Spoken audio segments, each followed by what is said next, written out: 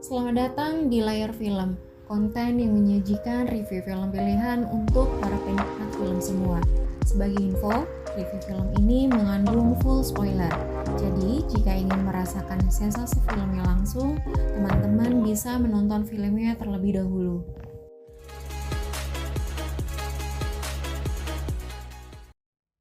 Judul dari film ini merujuk pada sosok mayat perempuan tanpa identitas yang diperankan oleh Alwyn Catherine Kelly yang ditemukan setengah terkubur di ruang bawah tanah dari sebuah rumah yang menjadi TKP pembunuhan. Pada kasus ini, mayat wanita yang belum teridentifikasi akan dinamai dengan Jane Doe. Di TKP pembunuhan, tidak ditemukan adanya tanda-tanda masuk secara paksa, bahkan para korban yang terbunuh tersebut sepertinya mencoba untuk keluar. Sheriff Selden yang diperankan oleh Michael Michaeleton yang ditugaskan untuk menyelidiki kasus aneh ini lantas membawa mayat perempuan yang diberi nama Jane Doe pada ahli otopsi setempat. Tommy Tilden yang diperankan oleh Brian Cox dan putranya Austin yang diperankan oleh Emil Hirsch adalah ahli otopsi di Tilden, di sebuah tempat autopsi dan kremasi jenazah milik independen generasi keluarga mereka. Sebagai ahli otopsi, mereka bekerja untuk menguak penyebab tewasnya jenazah. Austin, yang awalnya berencana untuk pergi dengan pacarnya, Emma, menunda rencana tersebut beberapa jam untuk membantu ayahnya menyelesaikan autopsi mayat Jane Doe. Pada kasus ini, mengungkap penyebab kematian Jane Doe tidaklah mudah. Ditemukan berbagai kejanggalan yang ditemukan oleh Tommy dan Austin. Kejanggalan pertama pada Jane Doe seperti tidak ditemukan adanya tanda-tanda luka atau trauma dalam tubuhnya. Akan tetapi, matanya berkabut yang menunjukkan dia sudah mati selama berhari-hari. Tetapi kondisi tubuhnya mengindikasikan bahwa waktu kematian baru saja terjadi. Hal aneh juga ditemukan walaupun kondisi luar tubuhnya tidak mengalami luka fisik, akan tetapi beberapa bagian dalam tubuh mengalami kerusakan tanpa meninggalkan bekas luka di bagian luar. Ini ditunjukkan dengan lidahnya yang telah dipotong dengan paksa. Juga Jane Doe memiliki gigi geraham bawah yang hilang, yang kemudian gigi tersebut ditemukan di dalam perutnya yang dibungkus dengan kain dengan tanda-tanda ritual. Dengan kata lain, dia terpaksa menelan giginya sendiri. Tommy dan Austin dibuat kaget ketika membedah mayat Jane Doe yang mengeluarkan darah yang masih segar saat dibedah. Paru-parunya terbakar dari dalam, tetapi tidak ada bekas luka bakar di luar. Sedangkan di jalur pencernaannya didapatkan gulma Jimson yang berasal dari utara Amerika yang dapat melumpuhkan tubuh seseorang. Saat mencoba menggali lebih dalam mengenai kebenaran di balik tewasnya Jane Doe, Tommy dan Austin mendapatkan berbagai hal peristiwa yang sulit dijelaskan. Terdengar suara penyiar radio tiba-tiba mengabarkan bahwa terjadi badai hujan lebat sampai berakibat banjir yang anehnya sebelumnya diberitakan bahwa cuaca hari itu cerah. Gemuruh dan hujan lebat terdengar. Tiba-tiba semua lampu di tempat itu meledak.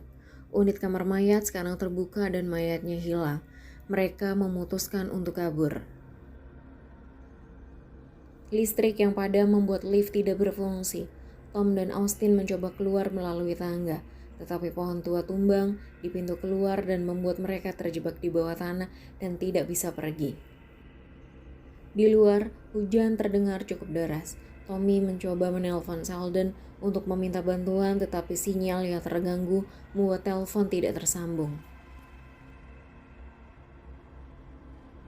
Dari lorong, terdengar suara lonceng yang terpasang di jari.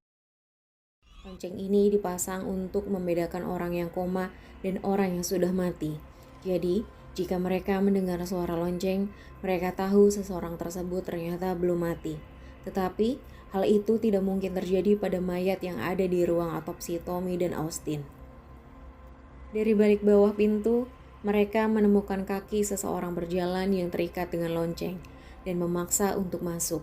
Tommy dan Austin menghalangi pintu dengan lemari untuk mencegahnya masuk. Austin meyakini semua hal aneh ini terjadi karena Jane Doe.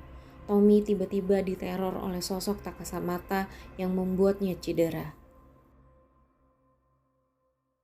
Mereka yang tidak mau hal buruk terus terjadi bergegas ke kamar otopsi dan berniat membakar mayat Jendo. Mereka yang hendak pergi ke tempat kremasi tiba-tiba terkunci di kamar otopsi. Austin yang tidak tahan lalu membakar mayat Jendo di sana. Anehnya, api berkobar sangat besar, hampir membakar ruangan otopsi, tapi tidak membakar tubuh Jendo. Karena rencana membakar mayat Jendo gagal, Tommy dan Austin melarikan diri dari kamar otopsi dan bergegas naik lift yang berfungsi. Akan tetapi, listrik kembali mati dan teror mayat berjalan ke arah mereka. Mereka berusaha masuk lift dan menutup pintu, akan tetapi pintu macet. Suara lonceng yang semakin mendekat pada mereka membuat situasi semakin menakutkan. Tommy yang panik seketika mengayunkan kapak ke tubuh mayat yang menghampiri mereka. Terdengar suara wanita yang sekarat.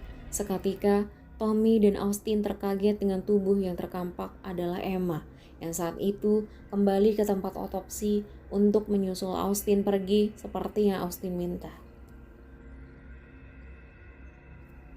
Tommy merasa bersalah dengan apa yang dilakukan pada Emma, walaupun sebenarnya dia tidak mengetahui apa yang sebenarnya terjadi. Austin yang sudah tidak tahan dengan teror yang terjadi pada mereka memutuskan untuk kembali ke kamar otopsi dan mencari tahu penyebab kematian Jendo untuk mengakhiri teror ini. Gangguan belum berakhir sampai Tommy mendapatkan serangan tak kasat mata kembali. Dia mendapatkan cedera di beberapa bagian tubuhnya. Mereka tidak menyerah dan kembali ke ruangan otopsi untuk mengakhiri teror ini.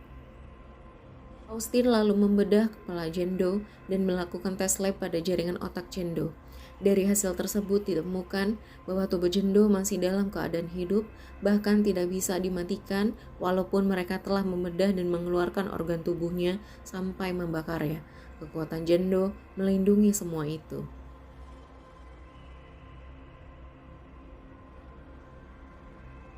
Tommy dan Austin menemukan jawaban bahwa sebuah ritual penyiksaan pada seseorang penyihir pada abad 17 di New England telah menciptakan Jendo.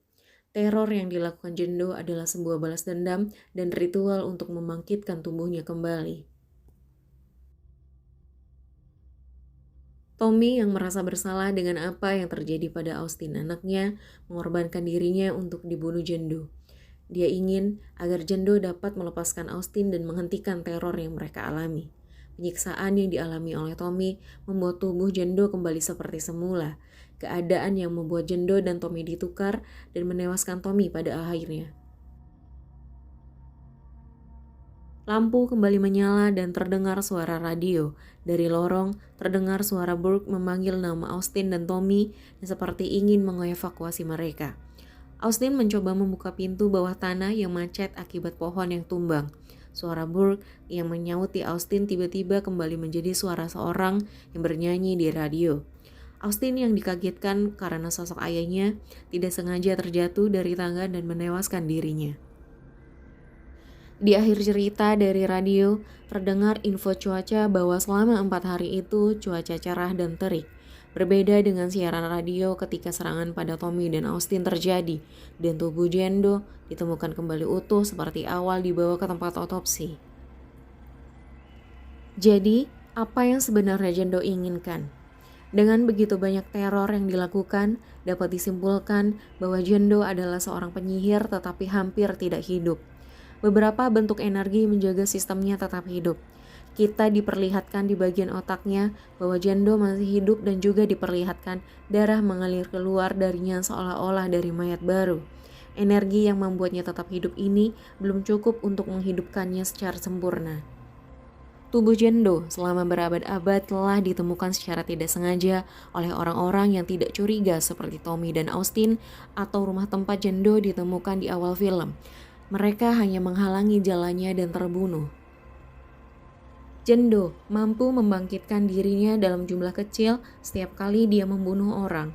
Akhirnya, energi atau kekuatan hidupnya akan cukup untuk membangkitkannya kembali. Pada akhir cerita, kita diperlihatkan jari kaki Jendo bergerak dan ini adalah gerakan pertama yang pernah diperlihatkan. Ini mengarah pada teori kemungkinan bahwa teror Jendo akan berlanjut.